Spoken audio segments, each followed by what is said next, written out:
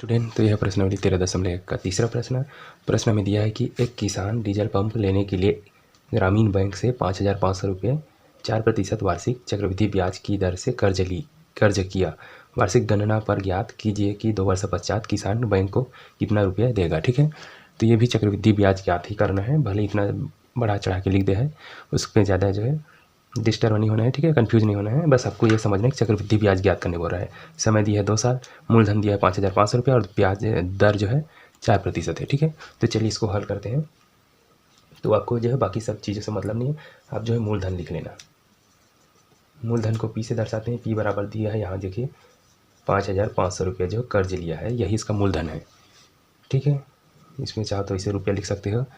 और इसमें जो है दर भी दिया है, दर को आर से दर्शाया जाता है, दर बराबर आर बराबर 4% है। ठीक है, अब इसमें समय भी दिया है, समय जो है समय को टी से दर्शाते हैं, समय टी बराबर दिया है 2 साल का। ठीक है, वैसे तो वार्षिक गणना मतलब हर साल का गणना करना पड़ता है, तो इसलिए जो है टी को 2 नहीं लिया जाता है, एक लिया जाता है। ठीक है, तो 2 साल के लिए है तो पहले साल के लिए निकालते हैं। चलिए इसका ब्याज, पहले साल कितना ब्याज पड़ता है तो लिखेंगे पहले वर्ष के लिए।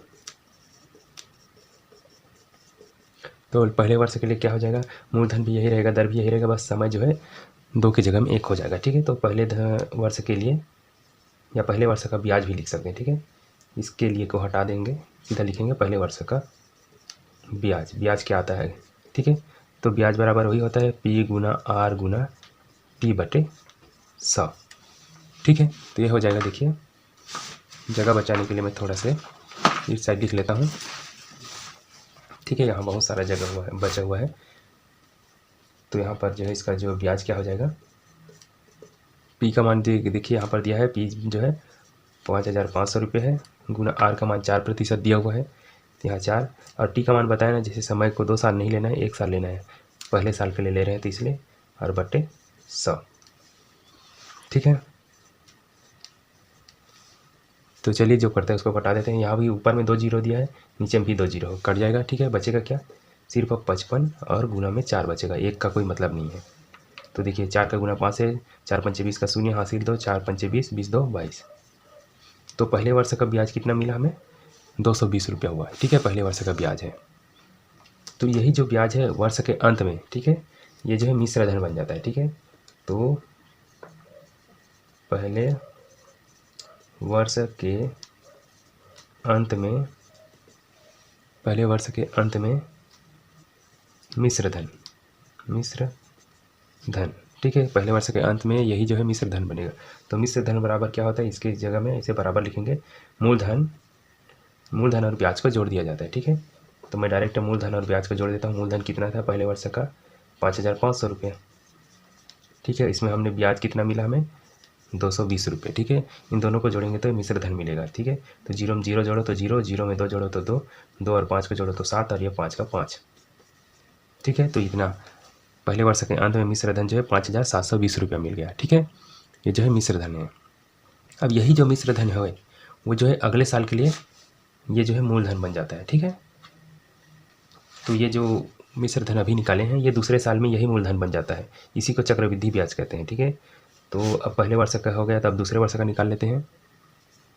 दूसरे वर्ष का या दूसरे वर्ष के लिए करें, लिखेंगे का नहीं लिखेंगे यहाँ पर, के लिए। पहले इसका दूसरे वर्ष के लिए क्या क्या मूलधन है, कौन सा जो दर है, कौन सा समय, इसको भी लिखना पड़ेगा। तो दूसरे वर्ष के लिए पी का मान जो है अब बदल जाएगा। पहले वर्ष के लिए जो प्रश्न में दिया था वही था पी का मान, अब दूसरे वर्ष के लिए ये पी का मान हो जाएगा। ठीक है, इसका जो मिश्र धन आया है ये, तो पी का मान जो है 5,720 रुपये हो जाएगा।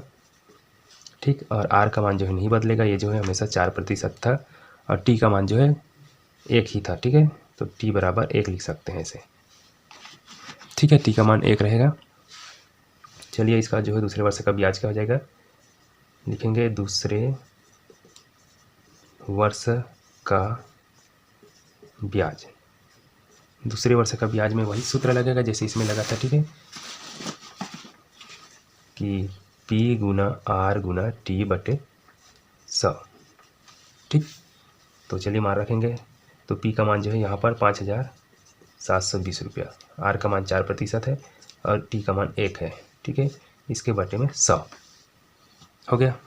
एक जीरो से काटा जा सकता है, ठीक है। इसको और बाद में काट सकते हैं या नहीं काटेंगे तो भी बाद में, ठीक है। पहले इसको गुना कर देंगे 4, देखिए 0 से 0 कट गया है तो, या फिर 0 को अभी नहीं काटेंगे तो ठीक है। 2 जीरो रहता तो काटते आसान होता। पहले गुना कर लेते हैं। 1 का गुना 4 से करेंगे तो 4 ही आएगा। 4 का गुना 0 से करेंगे 4 शून्य 0, 4 का गुना 2 से तो 4 दूनी 8, 4 का गुना 7 से तो 4 सत्ते 28 का 8 हासिल 2 हो गया और 4 का पढ़ा 5 बार, 4 पंचे 20, 20 में 2 जोड़ेंगे तो 22, ठीक है। इसके बटे में 100 अभी बाकी है, अभी 100 को भाग ही नहीं दिए, ठीक है। ऊपर वाले का बस गुना किए हैं, अभी 100 जो है भाग नहीं किए। जब भी ऐसा रहता है तो भाग करना बहुत ही सरल होता है। नीचे में 2 जीरो है, इसी को जस के तस लिख देना है इसे, ठीक है। नीचे में 2 जीरो है ना, मतलब 100 के 100 वाला में, तो 2 जीरो के कारण दो झन के बाद दशमलव डाल देना है, ठीक है। ऐसा था, देखिए 2 डबल 2 डबल 8 और 0, डबल 2 डबल 8 0। तो नीचे में जो 100 है उसमें 2 जीरो है, तो इसमें भी 2 झन के बाद ऐसे दशमलव डाल दो, यही इसका आंसर हो जाता है, ठीक है। इस तरह के जो एक के बाद 0 0 वाला है, जितना भी उसको भाग करना बहुत ही आसान है। बस जितने जीरो है उतने अंक गिनकर दशमलव डाल दो, यही इसका भागफल हो जाता है, ठीक है। तो ये हमें दूसरे वर्ष का ब्याज मिला, ठीक है। दूसरे वर्ष का ब्याज कितना रुपये मिल गया? 228 रुपया और 80 पैसे कुछ, ठीक है। अब इसका भी मिश्र धन निकालेंगे। मिश्र धन कैसे निकालते हैं?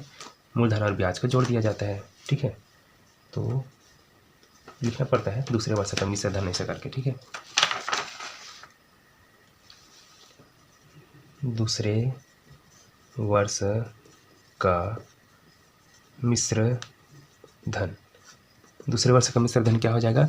दूसरे वर्ष का जो मूलधन है और दूसरे वर्ष का जो ब्याज है उन दोनों को जोड़ेंगे तो दूसरे वर्ष का मिश्र धन मिल जाएगा, ठीक है। तो चलिए निकालते हैं। इसका जो मूलधन है क्या है? 5720 रुपये। इसमें इसको जोड़ देंगे 228.80, ठीक है। इन दोनों को जोड़ेंगे तो मिश्र धन मिल जाएगा। चलिए जोड़ते हैं। इसमें दशमलव के बाद 80 है, इसमें दशमलव के बाद कुछ भी नहीं है तो वो नहीं जुड़ेगा, ठीक है। इसको जोड़ने का तरीका क्या है? ऐसे 5720 और इसको लिखेंगे तो 228.80। इसमें दशमलव नहीं है तो अपने मन से दशमलव 0 0 डाल सकते हैं। इसको जोड़ेंगे तो 0 का 0, 8 और 0 को जोड़ेंगे तो 8 हो जाएगा, दशमलव का दशमलव, 8 और 0 का 8, 2 और 2 4 और 7 2 9 और ये 5। इस तरह से इसको जोड़ा जाता है, ठीक है। यहाँ पर दशमलव नहीं है तो अपने मन से दशमलव 0 0 डाल सकते हो, ठीक है। तो इन दोनों को जोड़ने पर ये जो है आया है आंसर यही है, ठीक है। आपके प्रश्न का जो आंसर है यही है 5948.80, ठीक है। इतने रुपए जो है वो बैंक को देगा लास्ट में, ठीक है। इस तरह से बनाया जाता है। इसके पहले जो हमने लगभग 5-6 प्रश्न बनाए हैं वो सब इसी तरह से बने हैं, ठीक है।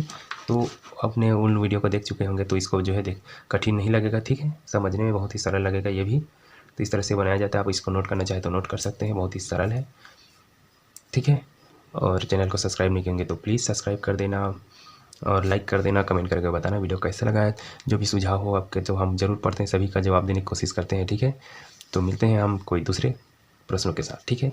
यहाँ तक के देखने के लिए बहुत बहुत धन्यवाद।